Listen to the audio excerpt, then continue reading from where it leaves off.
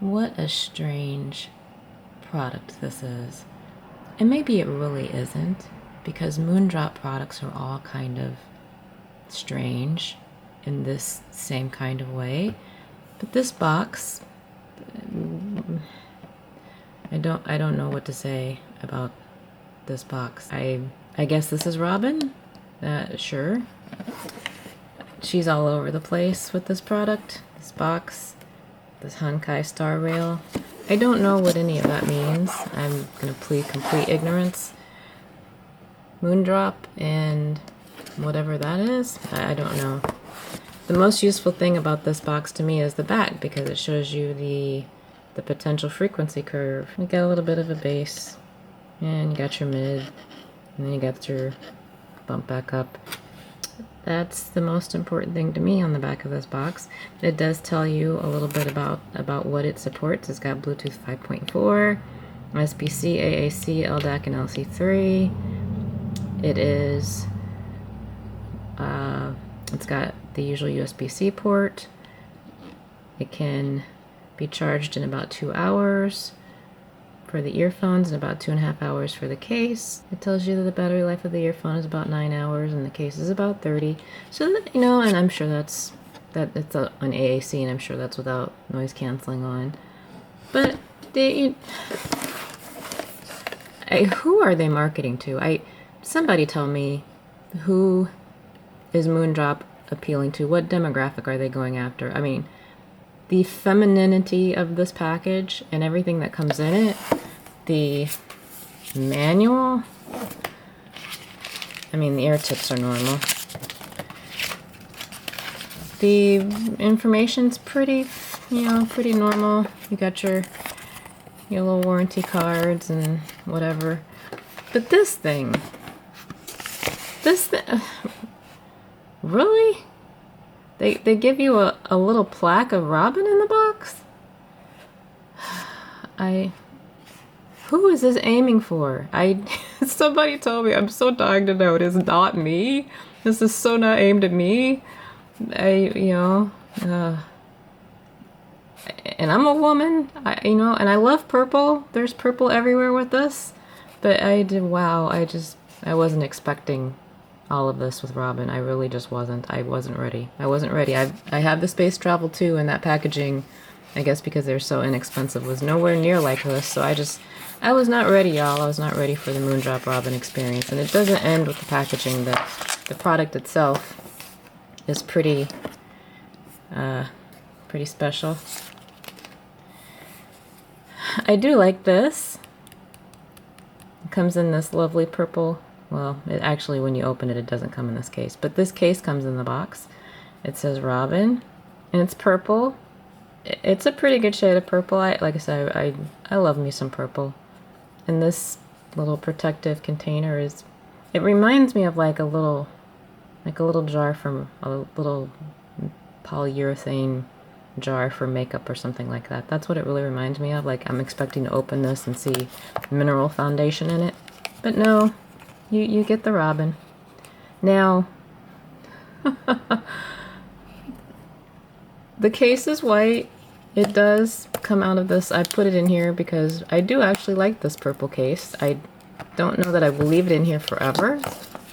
But the case itself is white. And of course you've got Robin on the front of it, because why wouldn't you? She's everywhere, as I said. This case is pretty chunky.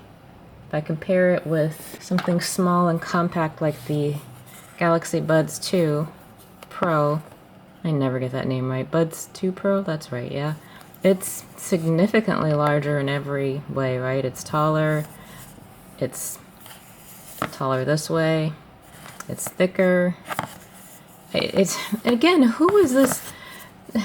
Would men buy this? Do men like this?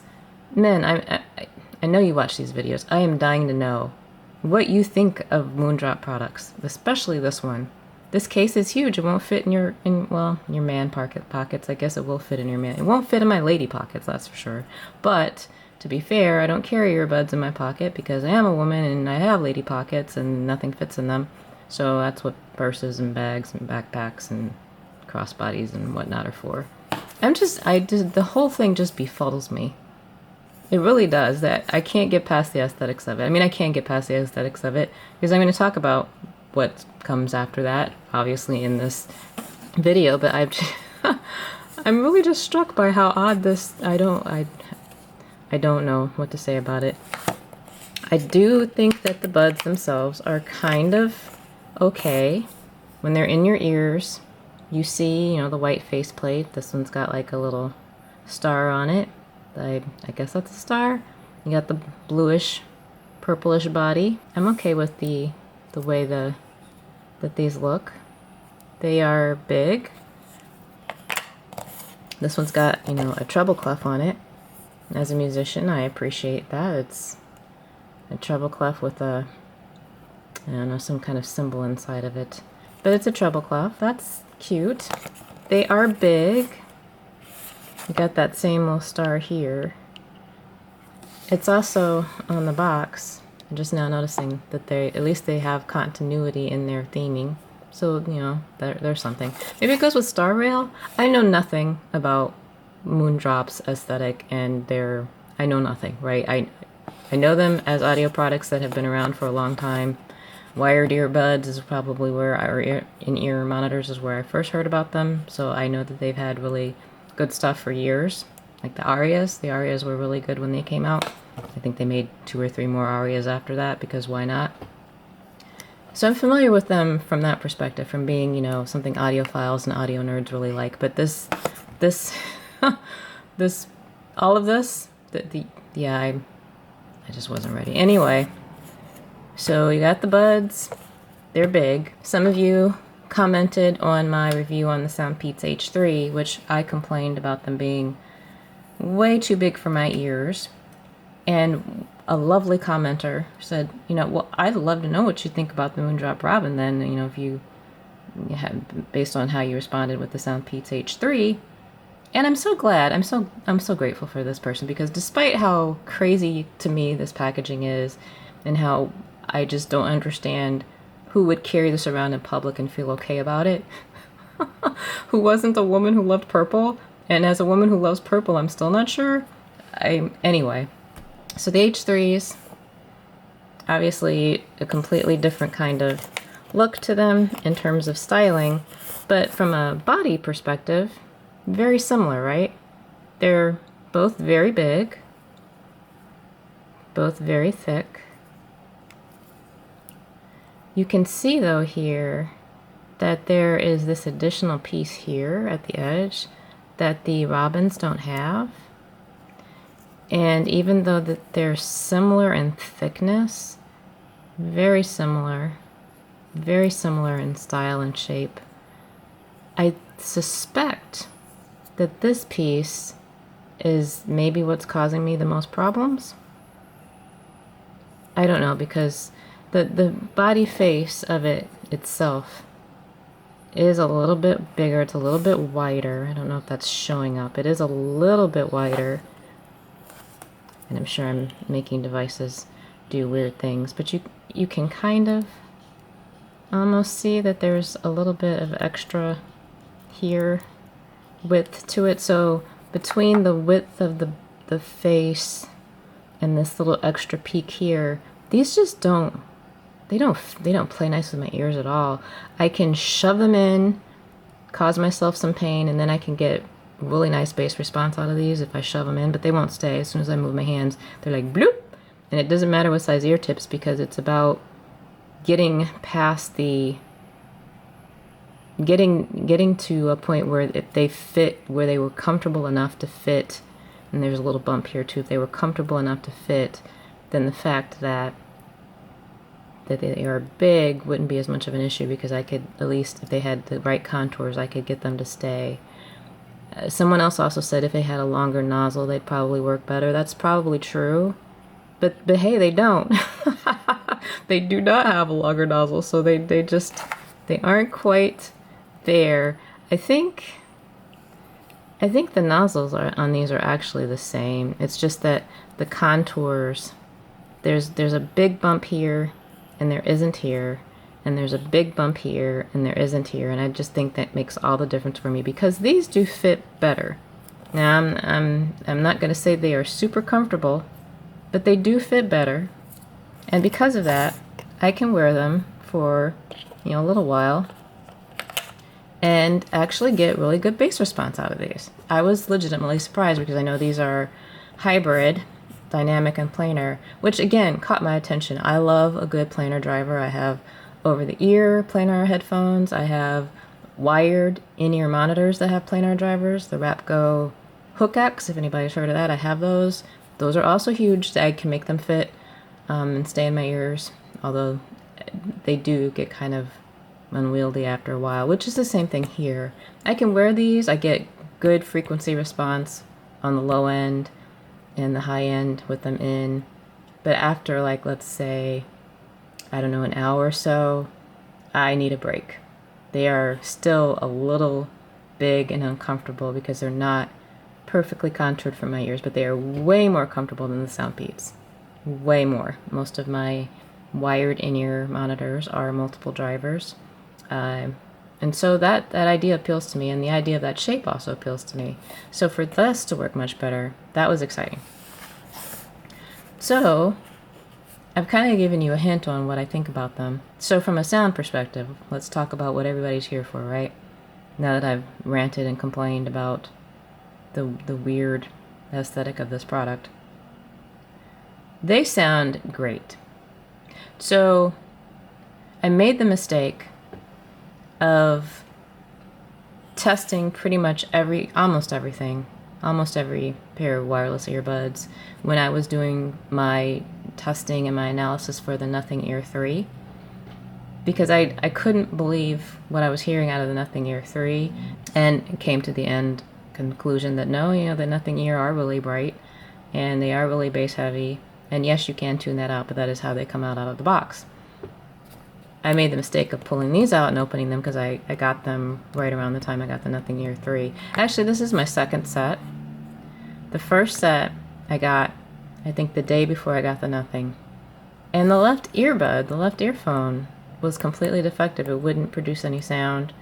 I tried all kinds of stuff, resetting it, unpairing, repairing. I think it just wouldn't take a charge. Maybe that's why it wasn't producing sound. So I had to do a return, because I paid for these with my own money, by the way. This wasn't sent to me. I didn't get them free from anywhere. I paid for these. So I returned them. I bought them on Amazon. I returned them, got a new set the next day. And I thought, well, because I had listened to the right earbud enough to know, there's something here. This seems pretty decent. So when I got the second pair, and I put them in again while I was testing the Nothing Ear 3. I was like, I can't keep listening to the Nothing Ear 3. I cannot continue with these. What is happening? I really like these. I think that from a mass market, mainstream perspective, these are kind of like a breath of fresh air. I do want to say, though, that when I was testing these, I remembered that I had the Galaxy Buds 3 Pro, which are also a hybrid planar and dynamic driver earphone that I almost never use. In fact, they were just sitting on my nightstand collecting dust, so I pulled them out, charged them up. It's like, let me compare planar against planar. And I have to admit, I've been sleeping on the Galaxy Buds 3 Pro. They are actually pretty good. The way you can tune them and get a really nice response, they compete really nicely against the Robin. And I'm not sure which one I like better because they're ever so slightly different. So if you are familiar with the Galaxy Buds 3 Pro, then I can tell you that from a bass response perspective, I think the Galaxy Buds 3 Pro have ever so slightly elevated bass above the Robin and ever so slightly recessed mids compared to the Robin, but it is slight. They are very similar in terms of treble, very similar in terms of timbre and pitch. There's maybe a little bit more airiness in the Galaxy Buds 3 Pro. I wouldn't call either one of them particularly open or to have a super wide soundstage. I feel like With vocals, vocals are a little bit more close, a little bit more intimate, which probably doesn't lend to an open feel, because if you feel like the singers are right there in your face, then, or right there in your ears, I guess, as it were, then it may not feel as wide of a soundstage.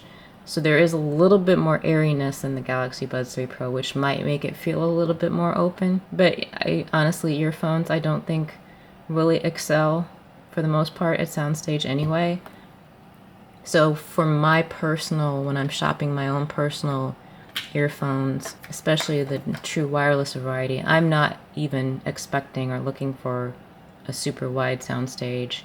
At that point, I'm probably getting them because I'm valuing that more intimate feel of, the vocals are up front and they're right there and I can hear them.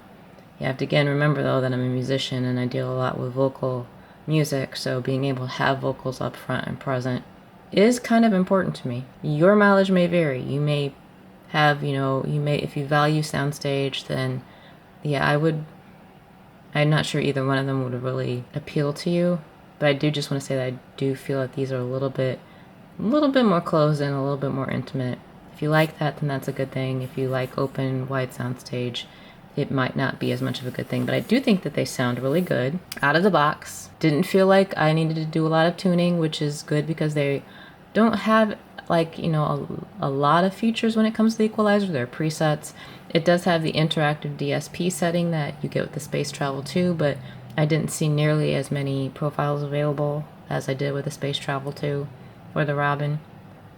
But again, I like the way they sound out of the box. I was actually really pleasantly surprised. I didn't feel like they, again, like even with the way the box represents the sound curve, I felt that was pretty accurate. I felt like you get a really decent bass response.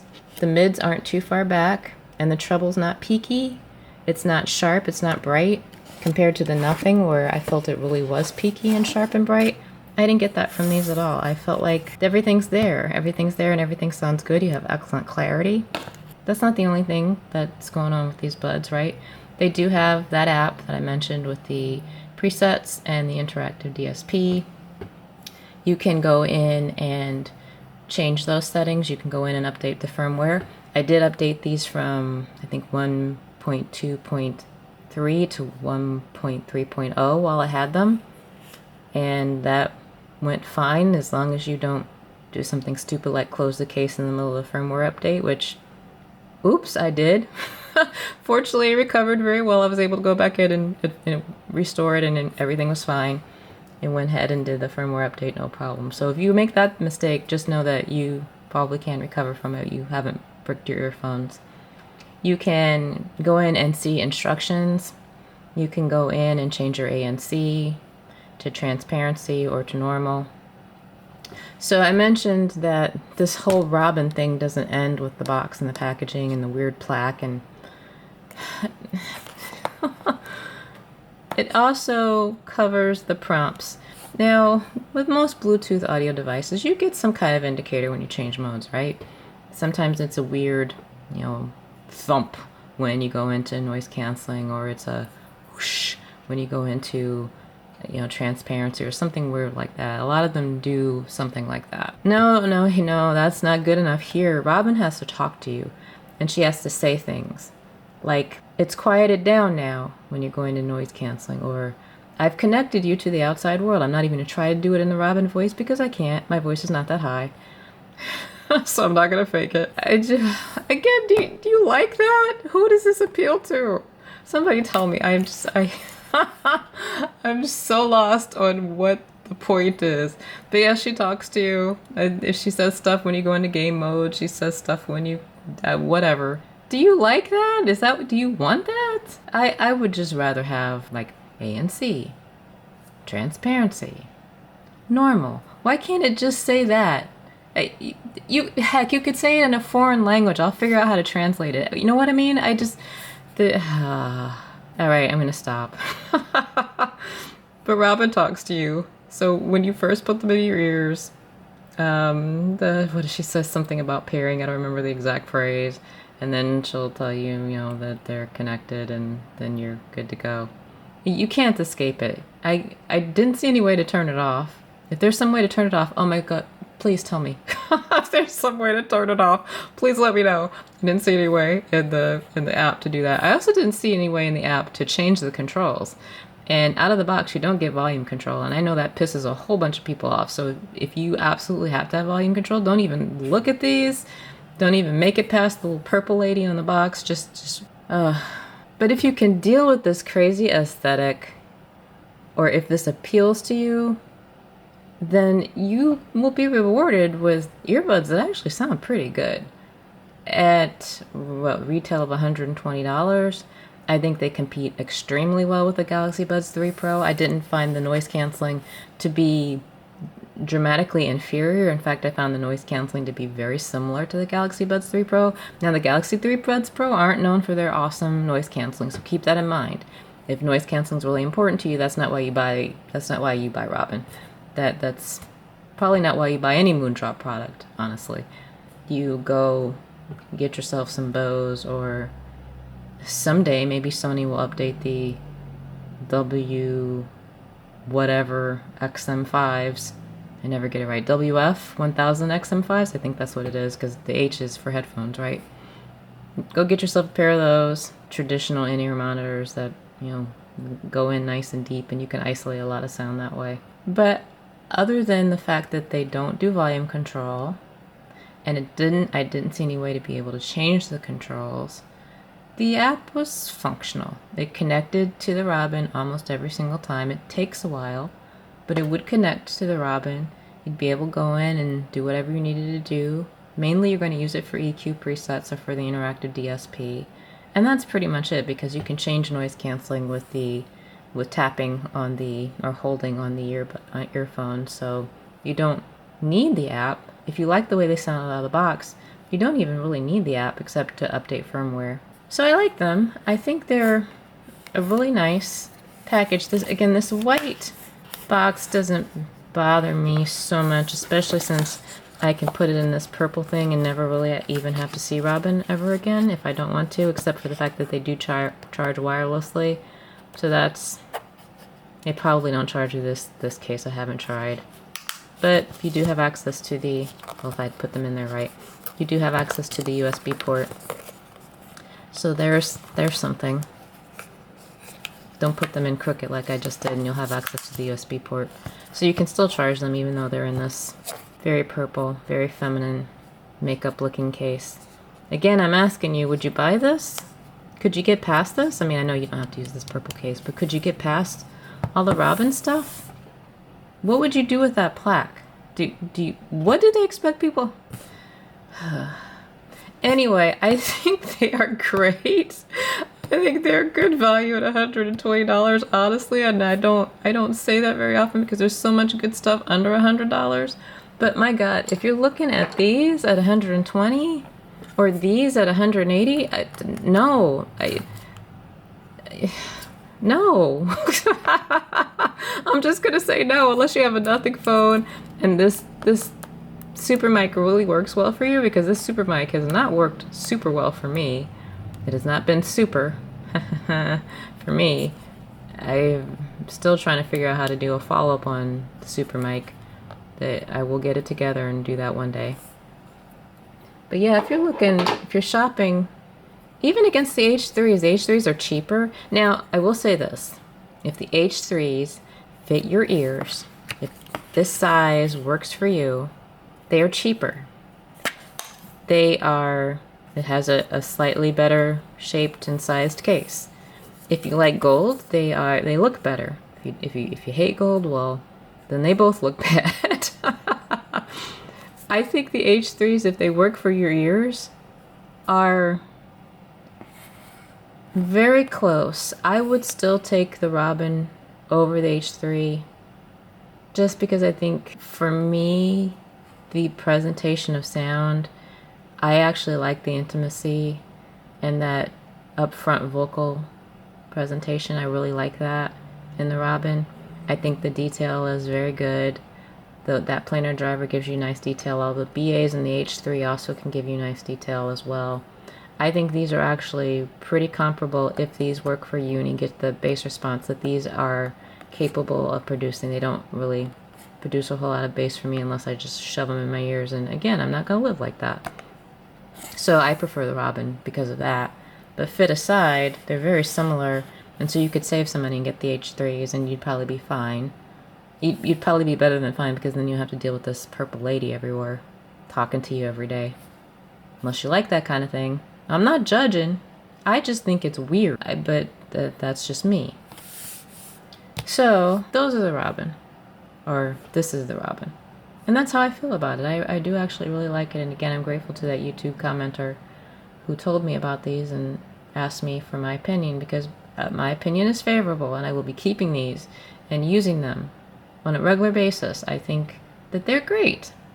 I think it's awesome that we have planar drivers and consumer grade devices that you can just go and buy on Amazon, whether it's these or the Galaxy Buds. I'm so excited and grateful that we've made, you know, those kinds of drivers more accessible over time, because it used to be, you know, it was just, you know, Hi-Fi Man and FIO, I never know how to pronounce that, and Odyssey and Edifier, and you had to buy over-the-ear headphones. And I'm so glad that more companies are putting them into wired and now wireless earphones, so we can enjoy the benefits of that planar driver, even at these tiny little 7mm size. I think is the size of the drivers in these.